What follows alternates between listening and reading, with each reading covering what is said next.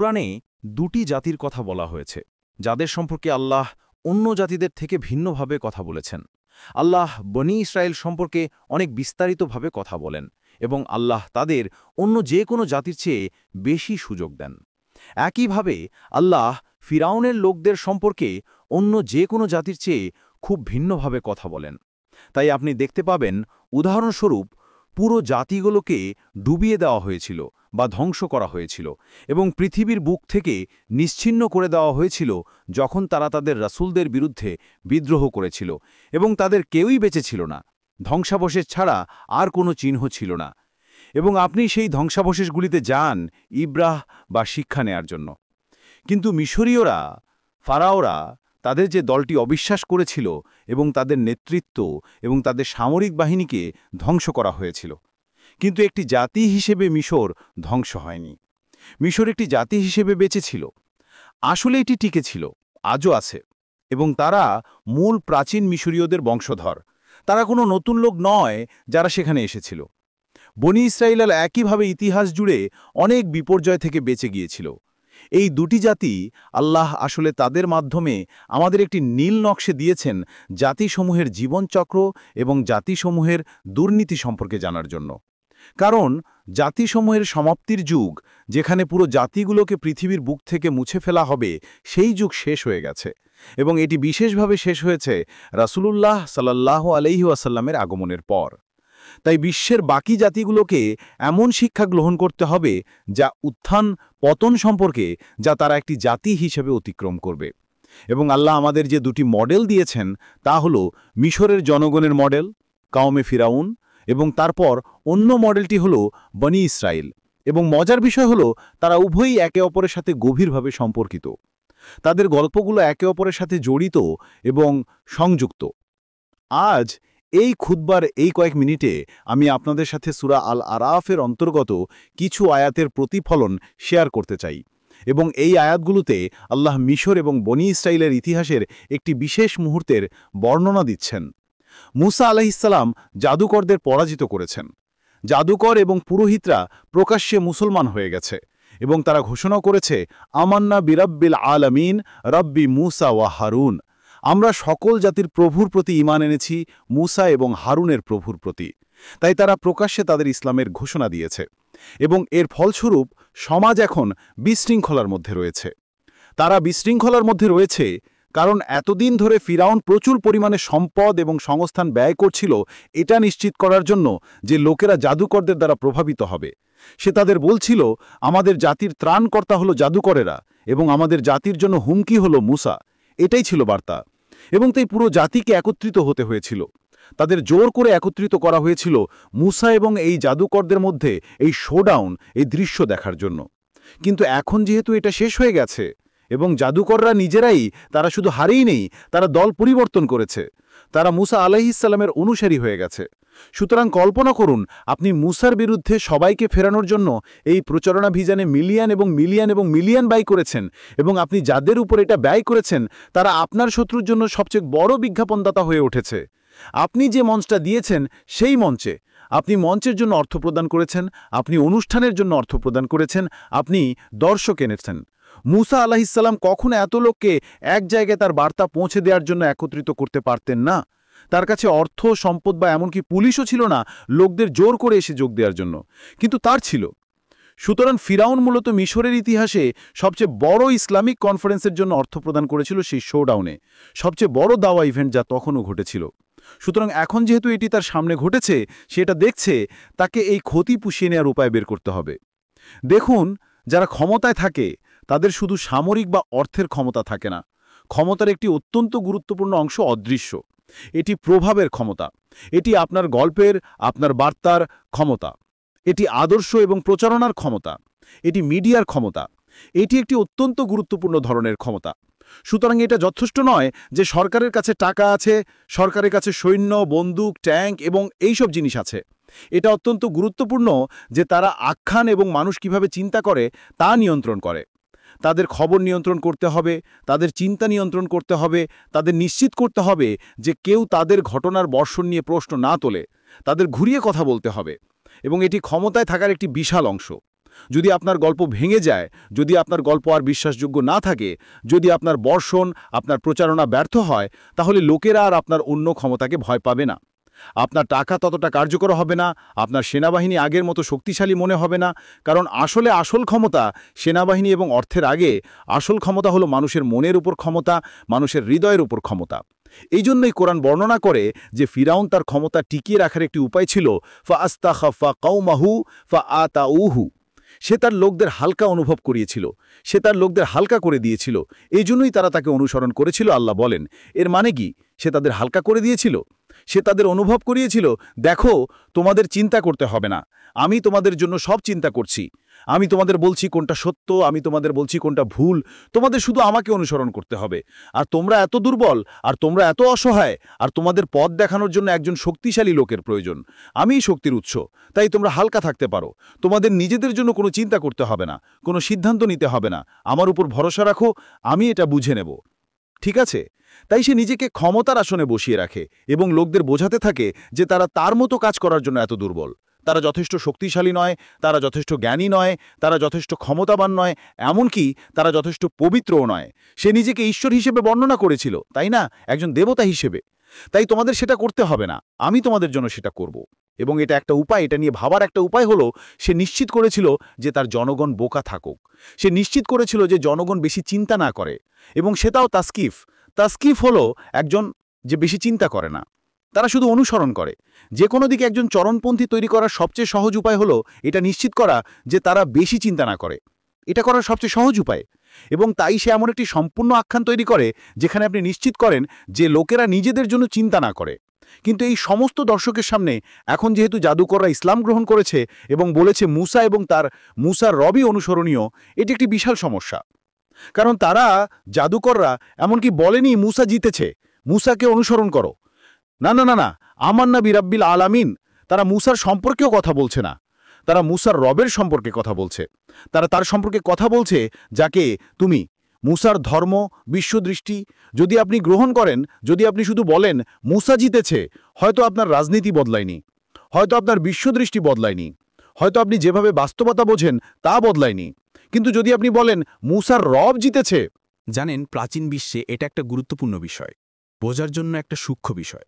প্রাচীন বিশ্বে বেশিরভাগ ধর্ম শিরকের উপর ভিত্তি করেছিল, একাধিক দেবতা। আর কিছু লোক এই দেবতাকে অনুসরণ করে, কিছু লোক সেই দেবতাকে অনুসরণ করে। আর কখনো কখনো তোমার এই লোকের সাথে সমস্যা হয়, আর তুমি বলো, আমি আমার দেবতাকে তোমার পিছনে আসতে বলবো। আর সে বলে, ও হ্যাঁ, আমি আমার দেবতাকে আমাকে রক্ষা করতে বলবো। তাই দুই দেবতা একে অপরের সাথে যুদ্ধে যাবে, ঠিক? আর তাই যার দেবতা জিতবে সেই উচ্চতর দেবতা, ঠিক? তাই যখন একটি জাতি বেশি শক্তিশালী, তার মানে হলো তাদের দেবতারা বেশি শক্তিশালী। আর যখন একটি জাতি হারছে, তাদের দেবতারা বেশি, তাদের দেবতারা দুর্বল। হাজার হাজার বছর ধরে মানুষের মনে এই মানসিকতা ঢুকিয়ে দেওয়া হয়েছিল। যখন তারা মুসা আলাইহিস সালামকে জিততে দেখে এবং জাদুকররা বলে, আমরা মুসার দেবতার কাছে আত্মসমর্পণ করছি, এই সমস্ত লোকের কাছে এটি কী বার্তা পাঠাচ্ছে? মুসা আলাইহিস সালামের মনিব মিশরের সমস্ত শ্রেষ্ঠ সম্পদের চেয়েও বেশি শক্তিশালী। এটি একটি সংকট, এটি ফিরাউনের জন্য একটি মিডিয়া সংকট, এটি একটি চরম পরিস্থিতি। সে কি করবে তা জানে না। তাহলে সে কি করে? সে একটি নির্বাহী আদেশ জারি করে, ইন্নাহু লাকাবীরুক মুল্লাযী আল্লামাকুমুস সিহার। সে নিশ্চয়ই তোমাদের সকলের মধ্যে সবচেয়ে বড় জাদুকর। আমি তোমাদের সকলকে শাস্তি দিব, আমি তোমাদের সকলকে মেরে ফেলব। আমি সেই গল্পে খুব বেশি যাব না, কিন্তু সে জাদুকরদের মৃত্যুদণ্ড দেওয়ার আদেশ দিয়েছিল। এখন এটি একটি বিশাল সমস্যা, কারণ তারা শুধু জাদুকরই ছিল না, তারা পুরোহিত ছিল। আপনি এটাকে পণ্ডিত বা পুরোহিত বা ইমাম বা রাব্বি বিভিন্ন শহরের ধর্মীয় নেতাদের মতো ভাবতে পারেন। সে সব বড় বড়, কারণ জাদুকর এবং ধর্মীয় নেতার একজনই ছিল। আর সে তাদের সবাইকে ডাকে, তারা সবাই ইসলাম গ্রহণ করে, সে তাদের সবাইকে মেরে ফেলে। আর সারা দেশে সবাই ভাবছে, হায় ঈশ্বর, তারা আমাদের পুরোহিতকে মেরে ফেলেছে, তারা আমাদের শহরের আমাদের পবিত্র মানুষকে মেরে ফেলেছে। প্রথমে তারা তাকে রাজধানীতে ডেকে আনলো, তারপর তারা তাকে মেরে ফেলল, ফিরাউন তাকে মেরেছে। আর এখন সবাই ফিরাউনকে আরও বেশি প্রশ্ন করতে শুরু করেছে, কারণ সবকিছু ভেঙে পড়ছে। তাদের পুরো ধর্ম তাদের ধর্মীয় নেতাদের উপর ভিত্তি করেছিল, আর সে মূলত তার নিজের ধর্মীয় নেতাদের মেরে ফেলেছে, কারণ তারা সবাই ইসলাম গ্রহণ করেছিল। সে তাদের সবাইকে মেরে ফেলেছিল। তাহলে এখন কি বাকি আছে? মানুষ কি বিশ্বাস করবে? দেখুন, গল্প, বিশ্বদৃষ্টি যে প্রচারণা মিশর জুড়ে ছড়িয়ে পড়েছিল, তা পুরোহিতদের মাধ্যমেই ছড়িয়েছিল, তাদের মাধ্যমেই এটি ছড়িয়েছিল। আপনি আপনার নিজের প্রভাবশালীদের ধ্বংস করে দিয়েছেন। আপনি আপনার নিজের সোশ্যাল মিডিয়াকে হত্যা করেছেন নিজেকেই। এখন আপনার কি করার কথা? এখন আপনাকে বের করতে হবে আপনি কিভাবে লোকদের বোঝাবেন যে আমি আমার নিজের লোকদের, আমার নিজের ধর্মীয় নেতাদের হত্যা করেছি। আমি কিভাবে এটা তাদের কাছে ঘুরিয়ে বলবো? আর তাই সে একটি নতুন পরিকল্পনা নিয়ে আসে। সে বলে, না না না, এটা নয়। আমাকে তাদের হত্যা করতে হয়েছিল কারণ তারা সংক্রামিত ছিল মূলত। তারা সংক্রামিত হয়েছিল, আর তারা মুসার কাছ থেকে সংক্রামিত হয়েছিল। আর তাই একমাত্র সমাধান হলো আমাদের এই সংক্রমণ শেষ করতে হবে। নুকত্তিলু আবনা আহম ওয়ানাস্তাহিয়ে নিসা আহম। আমরা তাদের সমস্ত পুত্রকে হত্যা করব এবং তাদের নারীদের বাঁচতে দেব, কারণ এই প্রজন্মের পুরুষ এবং ছেলেরা তারা একই ভাইরাসে সংক্রামিত হওয়ার খুব কাছাকাছি। তাই আমাদের সেই জনসংখ্যা শেষ করতে হবে। আমরা আবার শুরু করব এবং নিশ্চিত করব নারীরা বেঁচে থাকে, কারণ পরবর্তী প্রজন্মে আমাদের নতুন দাসের প্রয়োজন হবে। ওয়ানাস্তাহিয়ে নিসা আহম, এটাই ছিল তাদের নীতি। এবং একবার তারা এই নীতি নিয়ে আসার পর আমি আপনাকে দ্রুতই শেষ 10 মিনিট অন্যদিকে নিয়ে যেতে চাই। এটা ফিরন বলার চেষ্টা করছেন, না না না, এটা নয়। আমাকে তাদের হত্যা করতে হয়েছিল কারণ তারা সংক্রামিত ছিল মূলত। তারা সংক্রামিত হয়েছিল এবং তারা মুসার কাছ থেকে সংক্রামিত হয়েছিল, আর তাই একমাত্র সমাধান হলো আমাদের এই সংক্রমণ শেষ করতে হবে। নুকাত্তিম আবনা আহুম, এবং আমাদের তাদের নারীদের জীবিত রাখতে হবে। যখন সে এটা করে, অন্যদিকে আছে মুসা আলাইহিস সালাম এবং তার অনুসারীরা, সেই সময়ের মুসলমানরা। আমরা তাদের বনি ইসরায়েল বলি, কিন্তু আসলে তারা সেই সময়ের মুসলমান ছিল। আর তাদের অনেকেই প্রজন্ম ধরে ফেরাউনের অধীনে দাস হিসেবে বাস করেছে। তারা শুধু সেই সময় দাস হয়নি, তারা বহু প্রজন্ম ধরে দাস ছিল। আর তাদের মধ্যে যারা বয়স্ক তারা সত্যি চিন্তিত, কারণ তারা তাদের বাবাকে দাস হতে দেখেছে, তাদের দাদাকে দাস হতে দেখেছে। জীবন খারাপ, কিন্তু মূলত এটি অনেকদিন ধরে একই জীবন ছিল। হঠাৎ করে মুসা আসে আলাইহিস সালাম, আর কিছু তরুণ তাকে অনুসরণ করতে শুরু করে। এটা একটা নতুন সমস্যা তৈরি করছে, এটা একটা ঝামেলা তৈরি করছে। সে আমাদের সবাইকে মেরে ফেলবে। তাই কিছু বয়স্ক লোক চিন্তিত হয়ে পড়ল যে যুবনেরা খুব পাগল, আর মুসা আলাইহিস সালাম খুব চরমপন্থী। তাদের মুসা আলাইহিস সালামকে অনুসরণ করা উচিত নয়। মুসা আলাইহিস সালাম বললেন, দেখো, তারা আরও চরম আদেশ জারি করতে যাচ্ছে। তারা এখন আমাদের সবাইকে হত্যা করার চেষ্টা করবে। আমাদের কি উচিত? মুসা আলাইহিস সালাম একটি বক্তৃতা দেন, আর সেটাই আমি আপনাদের সূরা আল আরাফ থেকে পড়ে শোনাব। মুসা আলাইহিস সালাম বলেন, ইস্তাঈনু বিল্লাহি ওয়াসবিরু। তিনি তার লোকদের বলেন, আল্লাহকে আঁকড়ে ধরো, শক্তিশালী থাকো, দৃঢ়তার সাথে থাকো, অধ্যবসায়ী হও। তোমাদের ধর্ম পরিবর্তন করো না, এই দিন থেকে পালিয়ে যেও না। এখন যেহেতু তোমরা এই দিন বুঝেছ, এর থেকে দূরে সরে যেও না। কারণ বনি ইসরায়েলের ভেতরে এমন লোক ছিল যারা মুসা আলাইহিস সালামের প্রতি অনুগত ছিল না, তারা ফিরাউনের প্রতি অনুগত ছিল, যেমন কারুন। তাই মুসলমানরা বিশুদ্ধি ছিল না, তারা একটি বিশুদ্ধ জনসংখ্যা ছিল না। তাদের কিছু মানুষ মুসা আলাইহিস সালামের সাথে সারিবদ্ধ ছিল, আর তাদের কিছু মানুষ এখনও ফিরাউনের সাথে সারিবদ্ধ ছিল। মুসা আলাইহিস সালাম তাদের বলছেন যে তোমাদের মধ্যে যারা আমার সাথে, আল্লাহর রাসূলের সাথে সারিবদ্ধ, তারা তোমাদের ধর্মকে আঁকড়ে ধরো। কারণ আসলে শুধু বাইরের শক্তিগুলি তোমাকে আমার থেকে দূরে সরে যেতে বলছে না, এমনকি তোমাদের পরিবারের ভেতর থেকেও এমন লোক আছে যারা তোমাদের ধর্ম থেকে দূরে সরে যেতে বলছে। এটাকে খুব সিরিয়াসলি নিও না।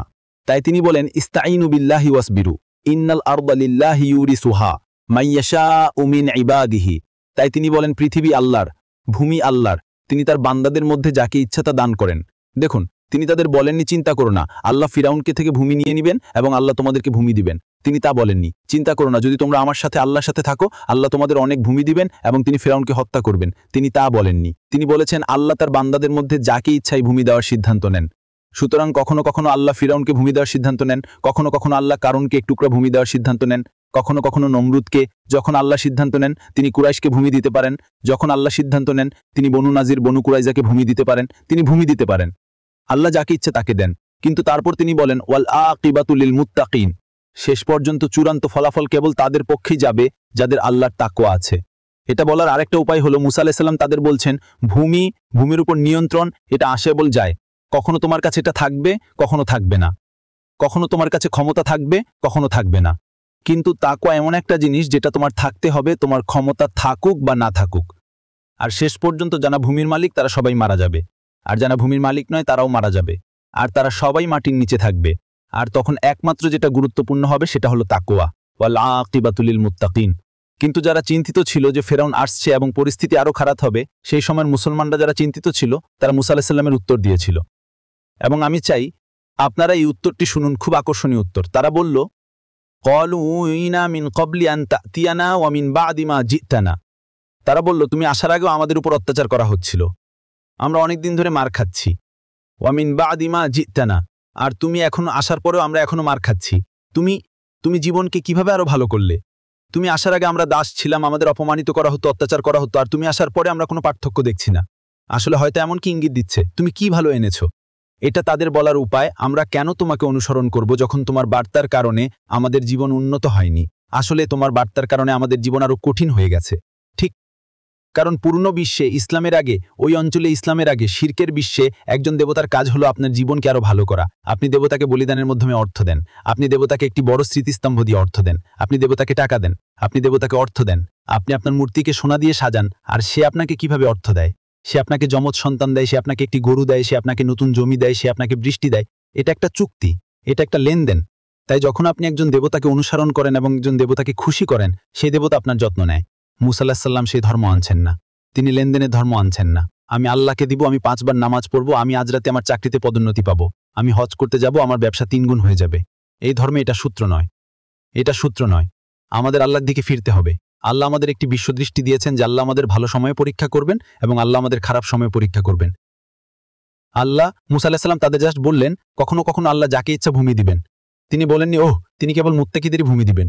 মাই ইয়াশা মিন ইবাদিহি মাই ইয়াশা, যাকে তিনি ইচ্ছা করেন তিনি তাকে ভূমি দান করেন। ঠিক, তুতিল মুলকা মান তাশা ওয়া তানজিউল মুলকা মিম্মান তাশা ওয়া তুইজ্জু মান তাশা ওয়া তুযিল্লু মান তাশা। আল্লাহর কাছ থেকে একটি খোলা বিবৃতি, এটা লেনদেনের ধর্ম নয়। কিন্তু এই লোকেরা বলছে যখন একজন নবী আসে, যদি তুমি সত্যি ঈশ্বরের কাছ থেকে হও, যদি তুমি সত্যি আল্লাহর কাছ থেকে হও, জীবন আরো ভালো হওয়া উচিত। আমরা জীবনকে আরো ভালো হতে দেখছি না, তাহলে আমরা কেন তোমাকে অনুসরণ করব? আমরা কেন তোমাকে অনুসরণ করব? এটা সহজ ভাষায় যদি আপনি এটা নিয়ে চলে যেতে চান, এটা হলো লেনদেনে ধর্মের ধারণা। যখন আপনার ধর্ম একটি লেনদেন, এর বেশি কিছু নয়। আসলে আমাদের ধর্ম হলো ভালো এবং অসুবিধা, সহজ এবং অসুবিধা দিয়ে ভরা আল্লাহর দিকে একটি যাত্রা। এটা একটা লেনদেন নয়। একমাত্র লেনদেন এটা ঘটবে রিয়েলি, সেটা হলো আখিরাতের লেনদেন। হাল আদুল্লুকুম আলা তিজারাতিন তুনজিকুম মিন আযাবিন আলিম, সেটাই লেনদেন। আমি কি তোমাদের একটি চুক্তির কথা বলবো যা তোমাদের চূড়ান্ত শাস্তি, মহান শাস্তি থেকে রক্ষা করবে? কিন্তু তারা সেটা সেভাবে দেখে না, তাদের এখনই ফলাফল দেখতে হবে, নইলে তারা বলে তোমার আল্লাহ কোথায়? সে কোথায়? উদিনা মিন ক্বাবলি আন তাতিয়ানা ওয়া মিন বাদি মা জিতানা। এখন মুসা আলাইহিস সালাম বললেন, হয়তো আল্লাহ তোমাদের যা চাইবে তা দিবেন। তিনি বলেননি আল্লাহ নিশ্চয়তা দেন, তিনি বলেছেন হয়তো। কিন্তু দেখুন মুসা আলাইহিস সালাম কিভাবে উত্তর দেন। তিনি বলেন, আসা রব্বুকুম আইয়ুহলিকা আদুওয়াকুম, হয়তো একটি সম্ভাবনা আছে যে আল্লাহ তোমাদের শত্রুকে হত্যা করবেন, আল্লাহ তোমাদের শত্রুকে হত্যা করবেন, এটা সম্ভব। এবং তারপর তিনি বলেন ওয়ায়াস্তাখলিফাকুম ফিল আরদ, এবং এটাও সম্ভব যে আল্লাহ তোমাদেরকে ভূমির দায়িত্বে রেখে যাবেন। এটা আসলে তারা যা চাইছে, যদি তুমি আসো তাহলে আমাদের শত্রু মরে যাওয়া উচিত এবং আমাদের ভূমি থাকা উচিত, এটাই হওয়া উচিত। এটা হলে আমাদের দোয়া কবুল হবে, আমরা যা চেয়েছিলাম সব পেয়ে গেছি। মুসা আলাইহিস সালাম জাস্ট বলেন না যে সেটা হবে, আর সেটা হবে ওয়াযালিকা হুয়াল ফাতহুল আযীম আল ফাতহুল মুবিন। না না না, তিনি তা বলেন না। তিনি বলেন হয়তো আল্লাহ তোমাদের শত্রুকে হত্যা করবেন, হয়তো আল্লাহ তোমাদেরকে ভূমির দায়িত্বে রেখে যাবেন। তারপর তিনি বলেন ফাইয়ানযুরা কাইফা তা'মালুন, তখন আল্লাহ দেখবেন তোমরা কিভাবে কাজ করো, তোমরা কিভাবে আচরণ করো। ফেরাউন ক্ষমতার আসনে আছে এবং সে সেই ক্ষমতার অপব্যবহার করে। ফেরাউন ক্ষমতার আসনে আছে, সে সেই ক্ষমতা হারাতে চায় না এবং সে তার অধীনস্থ লোকদের সাথে যেমন ইচ্ছা তেমন আচরণ করে, যেমন ইচ্ছা সে এমন আচরণ করে যেন সে ভূমির ঈশ্বর। এইভাবেই তার সেই ধরনের অহংকার আছে। আল্লাহ বলেন হয়তো একদিন আমি তোমাকে দায়িত্বে রাখবো, আমি তোমাকে নিয়ন্ত্রণ দিব, আমি তোমাকে ক্ষমতা দিব, আমি তোমার অধীনে লোক রাখবো যাদের উপর তুমি চাইলে অত্যাচার করতে পারো অথবা তুমি চাইলে তাদের সাথে ভালো হতে পারো, তুমি ন্যায় বিচার করতে পারো অথবা অন্যায় করতে পারো। আমি তোমাকে সেই ক্ষমতা দিব।